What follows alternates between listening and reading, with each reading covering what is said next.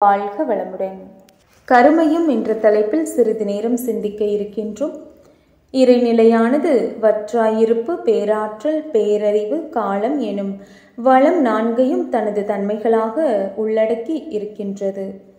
இந்த நான்கு வளங்களும் ஒருங்கிணைந்த இருப்பாற்றலாக அகன்ற பெருவெளியாக உள்ள தத்துவமே இறையாற்றலாகும். இந்த இறையாற்றலின் இயக்கங்களும் செயல்களும் விளைவுகளும் காந்த ஆற்றல் மூலமாகவே நடைபெறுகின்றன. அத்தகைய பேராற்றலான காந்தத்தையும் அதன் மதிப்பையும் நாம் உணர்ந்து கொள்ள வேண்டும். இறைநிலையானது அப்படியே அது இருக்கும் முறையிலேயே காந்தமாக இயங்குவதில்லை. அது தன்னிருக்க ஆற்றலால் தன்னையே இறுக்கிக் கொண்டு அந்த திணிவில் ஏற்படுகின்ற முடிச்சு அல்லது மடிப்பு, அதுவே இறைநிலையின் நுண்பகுதியான பரமாணுவாக பரிணாமம் அடைந்து பரமாணுக்களின் கூட்டாக அணு விண் என்ற நிலையை அது அடைகின்றது. பரமாணு என்றால் நுண்ணிய இறைத்துகள் என்று கொள்ளலாம். இந்த இறைத்துகள்கள் கூடிய ஒரு கொத்து இயக்கம்தான் விண். இதுவே எல்லா தோற்றங்களுக்கும் மூல காரணமாகும்.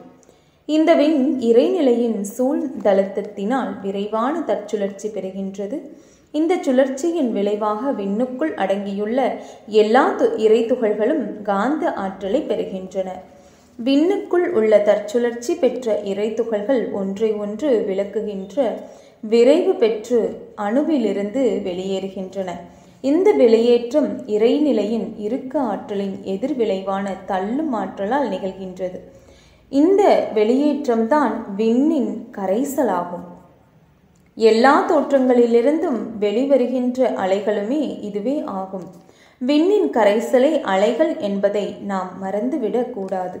அணுவிலிருந்து அதன் கரைசலால் வெளியேறுகின்ற இறைத்துகள்கள் சுற்றியுள்ள இறைவெளியோடு மீண்டும் அது கலந்து விடுகின்றன.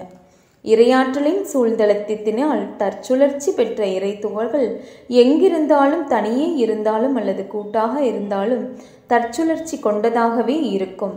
இப்பொழுது இந்த துகளுக்கு ஒரு கூட்டு, நட்பு, துணை ஏற்பட்டு விடுகிறது. இறைநிலையே தன்னிருக்க ஆற்றலால் நொறுங்கி இந்த துகளாக இருப்பதால் சூழ்ந்தெழுத்தும் ஆற்றலுக்குள்ளாக உள்ள துகள்களும் அந்த ஆற்றலை எதிர்த்து போராடுகின்ற துகள்களும் அணுவிலிருந்து வெளியேறும் காந்த ஆற்றல் பெற்ற துகள்களும் ஒன்று கூடிய ஒரு தெய்வீக திருவிளையாடலே காந்த பரிணாமம் அடைந்துள்ளது. எனவே காந்த ஆற்றலில் இருக்காற்றலும் உண்டு, விளக்காற்றலும் உண்டு. பேரியக்க மண்டலத்தில் இருக்கின்ற அனைத்து இடமும் காந்த அலைகளால் நிரப்பப்பட்டு இருக்கின்றன. அது இல்லாத பொருளும் இல்லை. பேரியக்க மண்டலம் முழுவதிலும் இந்த காந்த ஆற்றல் சுழற்சி நிலையிலேயே சிறு சிறு தோற்றங்களாக, பெரும் தோற்றங்களாகவும், இந்த பிரபஞ்சமே ஒன்று சேர்ந்த ஒரு தோற்றமாகவும் இயங்கிக் கொண்டிருக்கின்றது. இந்த காந்த ஆற்றலுக்கு அப்பாற்பட்டதாக எந்த பொருளும் இல்லை. இறையாற்றல் கூட இவ்வாற்றலை இணைத்து கொண்டுதான் இருக்கின்றது.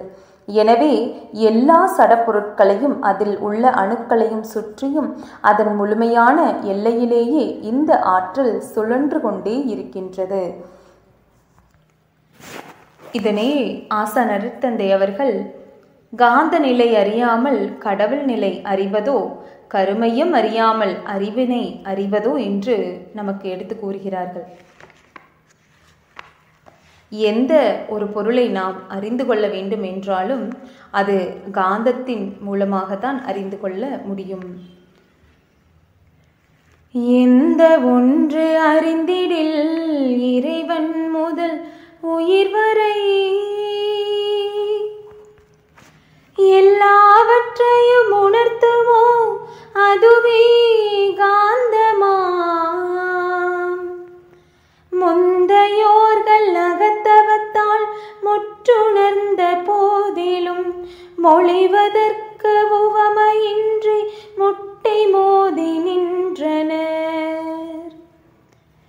இந்த நாள் விஞ்ஞானமோ ஏற்றம் பெற்றதாலதை இயங்கிடும் மின்சாரம் மூலம் எல்லாருக்கும் உணர்த்தலாம். அந்த மாமிஞானத்தோடு அணுவிஞ்ஞானம் இரண்டையும் அறிந்து ஒய்ய பாலம் போன்ற ஆக்க ஞானம் காந்தமே. எந்த ஒன்று அறிந்திடில் இறைவன் முதல் உயிர் வரை எல்லாவற்றையும் உணர்த்துமோ அதுவே காந்தமாம். எனவே ஒவ்வொரு உயிர் வகைகளிலும் நுண்கிருமி முதற்கொண்டு மனிதன் வரையில் இந்த காந்த ஆற்றல் சுழற்சியானது செல்களுக்கிடையே செயல்பட்டு கொண்டே இருக்கின்றது. இந்த ஆற்றலைத்தான் காரண உடல் என்றும் பிரணவ சரீரம் என்றும் கூறுகின்றோம். இயற்கை நியதியின்படி எந்த ஆற்றல் சுழன்றாலும் அதன் நடுமையும் அதே ஆற்றலால் திணிவு பெறுகின்றது. இந்த ஆற்றலின் திணிவு மையத்தை கருமையம் என்ற வார்த்தையினால் பேசி வருகின்றோம்.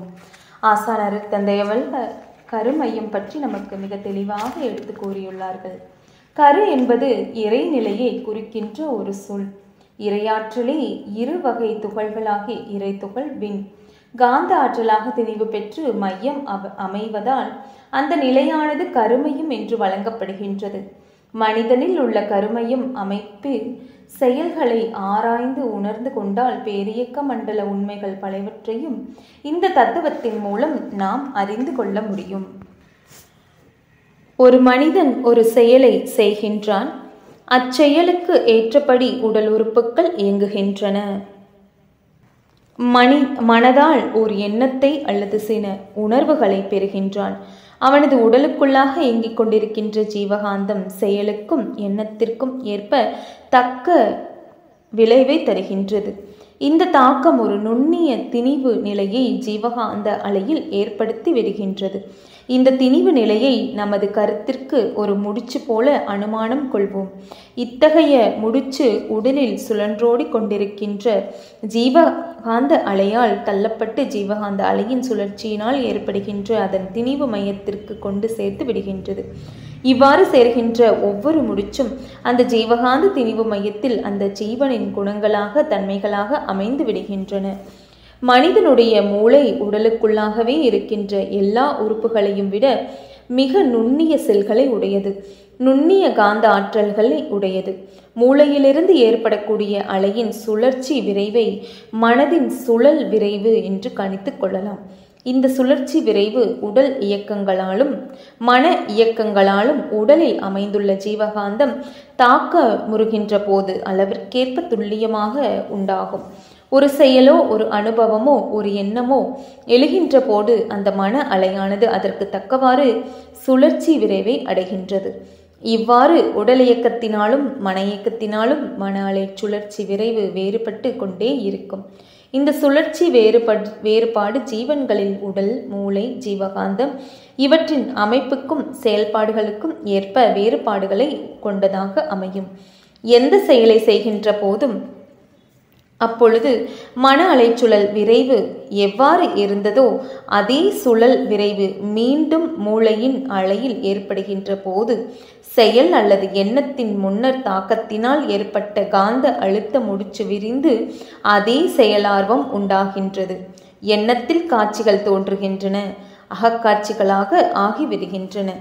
எனவே எண்ணங்கள் என்பது முன்னமே ஒரு செயல் செய்து அதனால் ஏற்பட்ட காந்த முடிச்சு அவிழ்ந்து அகக்காட்சியாக வருவதே ஆகும்.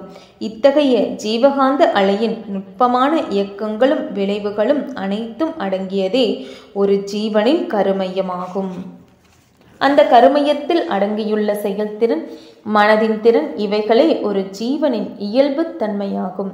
இந்த காந்த முடிச்சிலிருந்து அதனுள் அடங்கியுள்ள கருத்து மலர்ச்சியாகின்ற போது ஏற்படுகின்ற விளைவுதான் நம்முடைய குண நலன்களாக கணிக்கப்படுகின்றது. வாழ்க வளமுடன்.